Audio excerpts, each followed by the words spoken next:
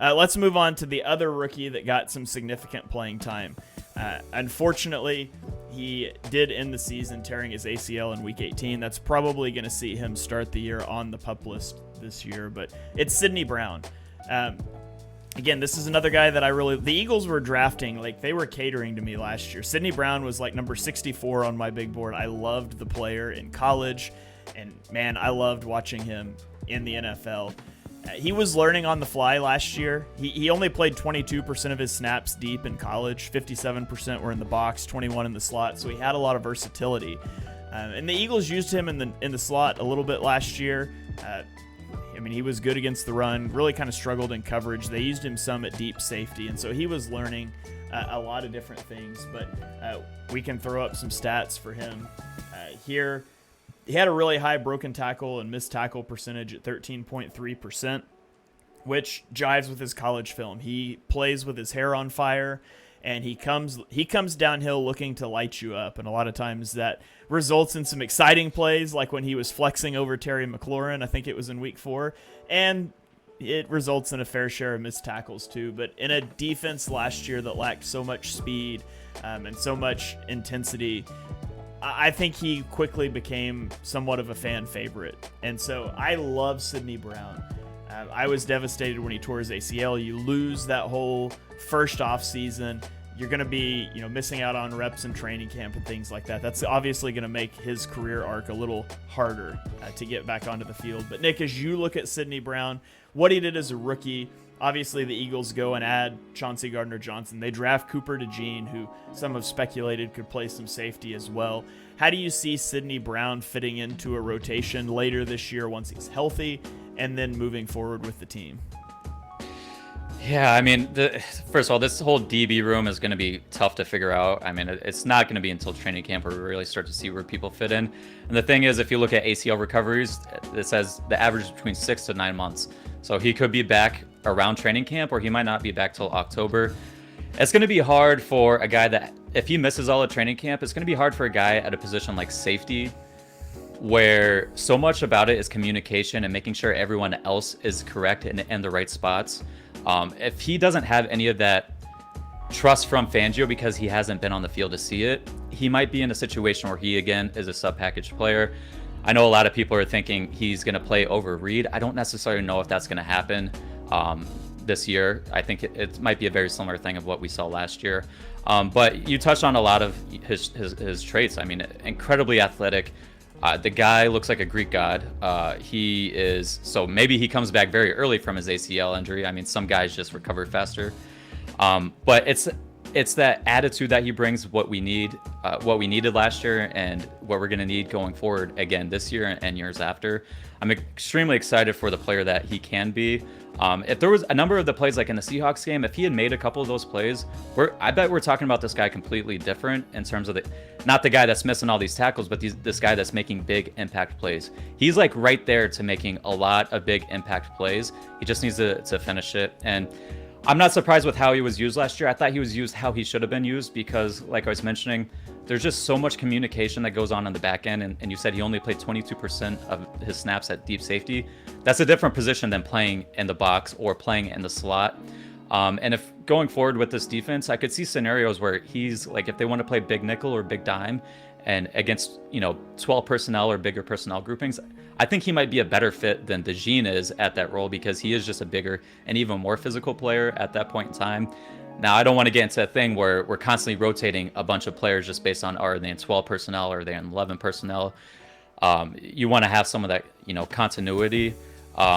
But I thought he got a lot better as the year went along. I was pleasantly surprised at how good he was playing deep safety. There's a number of plays, like in the Cowboys game, he saved James Bradbury's ass by getting over top and preventing a wide open CeeDee Lamb touchdown. It's like, those are things that I love Reed Blankenship. I'm a Reed truther, but those are plays that Reed just probably isn't going to make just because he doesn't have that type of athleticism. His ceiling is really high, but it's really going to be about how does he take on to the nuances of playing deep safety, because there's a reason why a lot of slower players can succeed and be some of the best players at safety as opposed to other positions like corner. Like if you look at the all-pro players from 2022, Justin Simmons and Hufanga were both 4-6 players, But you know why they're so good? Because they can process so quickly and understand everything that's going on the field in front of them and get to the right spots. If Sydney figures that out, I mean, I think he has Pro Bowl level potential and potentially better than that. All right, Eric, what are your thoughts on Sydney Brown, and do you perhaps have a nickname that you want to get out there for him? Yeah, I coined him Crash Browndicoot because he is flying around the field. As Nick mentioned, he's often in right position. It was just probably just breaking down a little bit more conservatively to make the tackle because he was looking for the hit stick often. I do like him more in the box. Now, that's his pedigree. Like you mentioned about going back to college, he played that a lot more. So could he develop into a deep safety starting caliber? Sure. Now, the thing I would highlight specifically about him is we've predicted that Fangio will use a lot of big dime and like big nickel packages because the strength and depth of the team looks like it's the secondary. So you want to get those guys on the field. And just for those who are unfamiliar, that's basically in the big dime, that's going to be 3 safeties with 3 corners, and then nickel's just 3 safeties with 2 corners. And that's going to put him in position to play closer to the line of scrimmage. He's can be a quasi linebacker in those situations. Now, we've heard in training camp from beat reporters that he's been like very involved in kind of those discussions with the safeties about like, you know, different coverage rules and checks, so much so that they specifically singled him out for making sure that he was like on his P's and Q's. So that's encouraging to me. I think he had the highest recorded GPS speed of like any defender of the entire NFL last year. I didn't know he even had that long speed. So that kind of speaks to what Nick said about his potential. There's nothing really limiting him. He's very physical and he can be rangy and is instinctive. So if he just refines, you know, some of the little weaknesses he has, like over aggressiveness, understanding route combinations so that he can play the deep safety position more effectively, and just getting more experience in general there, I think he can be great. Although I think probably for the next year or two, to me, he's more of a sub-package player who's probably going to be in the 300 to 500 snap range. Yeah, according to Next Gen Stats, on his interception return against the Cardinals, which let's not forget, the Eagles drafted him with the draft pick they were awarded for the Cardinals tampering with Jonathan Gannon. So the gift that keeps on giving. But he topped out at 21.52 miles per hour, which is faster than any Eagles ball carrier over the last 2 seasons. So he's got the speed. I do question, Jonny, he's basically the same height, the same weight, the same 40 time, the same play style as Chauncey Gardner-Johnson. How do those guys work together on the same field? Is there a role for them at the same time? Is Brown depth for Chauncey Gardner-Johnson for now and an eventual replacement? What do you think about that? Yeah, I think he might end up as depth. I really like Sydney Brown, but I'm sort of almost scarily similar to what Eric and Nick said in that I'm looking at my notes before the podcast. I wrote down, like, my concern with him is he a full-time player? So can he play split safety sort of every week? Do you even want him playing split safety a lot? Last year was really interesting because we saw him do lots of roles, and that's cool, but also it sort of proved the point that coverage in the slot is not his strength, and he's not going to end up in the slot, whereas I think Chauncey is much more like he could play nickel cornerback tomorrow, whereas I don't think Sydney Brown can. But what we also saw was Sydney Brown's run defense from the slot was like a cheat code.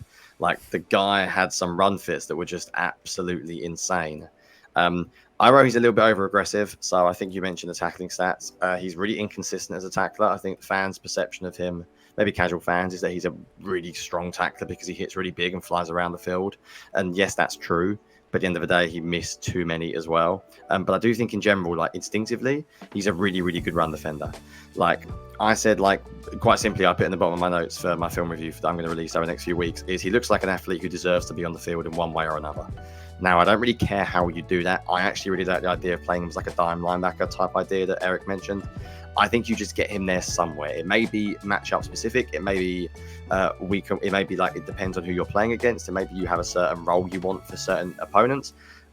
When Nick said that he really likes Reed Blankenship, I realised we really were similar about everything, because I'm also a huge Blankenship fan. So I don't expect him to start this year. Like, I don't think he's going to be better than Blankenship as an every down safety. He's not going to be better than Chauncey as an every down safety. I think they're a little bit different, although they're similar body types. Sidney Brown is much more of a hybrid linebacker box safety, whereas Chauncey is much more of a safety who can cover over the slot and gives you more versatility that way. So I think Sidney Brown could just be a little bit of everything. I wish I saw him a little bit more at deep safety last year. Like, I think he's got a little bit of range to play single high that we didn't really get to see a lot of. I'd just like to have seen him play some more generic sort of split safety stuff, see him play a little bit of tricks coverage that we've seen Blankenship play the past few years, because I don't really know if he can do that yet. And as everyone knows, in Fangio's defense, that is obviously a huge part of it. But one thing he does have is he's obviously quick enough to get downhill in run defense. And we know that if there's been a killer of Fangio-style coaches around the league of late, it's been the inability for safeties to get downhill quickly. And basically, you look at the Chargers and what they've done under Staley, it's just been run defense that's killed them. So it could be that Sidney Brown is the perfect safety for a modern Fangio defense because of how relentless he is and how quick he is at getting downhill. So I think the future is very bright for Sidney Brown. I don't know if it will be this year. I think coming off the ACL, I think it may take time, but I think he's too good to not play. I think eventually he will find himself on the field one way or another. It may be 5 to 10 snaps one week, it may be 20 to 25 snaps another week, but I think he'll be a valuable asset this year. So I'm excited to see how his role develops. It may not be as a full-time player, and it may not even be that much this year coming off the ACL. But as I said, I'll summarize what I said earlier on. I think he's someone who deserves to be on the field one way or another, and I think it'd be pretty cool to see how that actually happens next year. All right. Does anybody have anything else they want to throw out about Sidney Brown? I'll add in this about his tackling. I know a lot of people, we have talked about he does miss a good amount of tackles. Just for, to give people a little hope that he can improve that. Jesse Bates was also a very similar player in that he missed a lot of tackles early in his career and coming out of college, very similar to Sidney Brown. And then he turned it around. So listen, these are, like we're talking about here, these guys are all rookies. Their books are not written yet. This is just the first chapter, and all these guys can improve. We just need to see that happen now.